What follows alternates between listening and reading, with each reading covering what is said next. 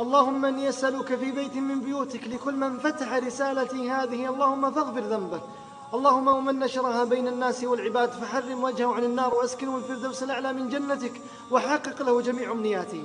إلى أصحاب الهموم والغموم، إلى أصحاب الحاجات، إلى أصحاب الديون، إلى من حرموا شيئا من النعم، إلى من يشتكون ليلا ونهارا يبكون، إلى من ذهبوا إلى المستشفيات وبعضهم إلى المصحات، إلى من ذهبوا إلى الرقاة وإلى المفسرين، إلى من يأنون يشتكون إلى الخلق بالساعات، إلى من ضاقت بهم الديار وحارت بهم الأفكار.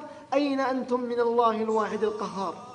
3 وصايا أبعثها من قلبي إلى قلوبكم، وأقسم بمن أحل القسم وأنا في بيت الله، من حافظ على 3 الوصايا هذه فلن يعرف الهم ولا الحزن إلى قلبه طريق ولا إلى حياته. الوصية الأولى الصلاة، والوصية الثانية القرآن، والوصية الثانية كثرة ذكر الله والسجود.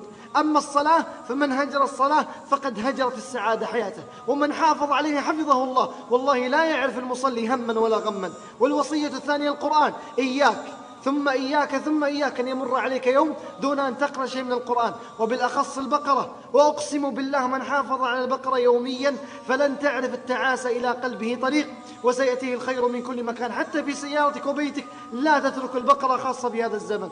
الوصية الثانية كثرة ذكر الله، ولا يعرف الهم ولا الحزن رجل أو امرأة استدام على ذكر الله. كيف يأتيه الهم أو الحزن أو تأتيه المشاكل وهو يذكر الله عز وجل؟ وكثرة السجود. أطول سجدة في حياتك أخي المبارك، أختي المباركة، كم مدتها؟ دقيقة، دقيقتين، 3؟ متى سجدنا لله ساعة؟ متى سجدنا لله ساعتين؟ اعلم أنه ما وقع بلاء إلا بذنب، ولا رفع إلا بتوبة. فهيا بنا إلى توبة صادقة مع الصلاة ومع القرآن ومع كثرة ذكر الله ومع كثرة السجود وإطالة السجود، ليفرج الهم وينفس الكرب ويأتي الخير من كل مكان. اللهم من نشر رسالتي هذه فأسعده وحقق أمنياته.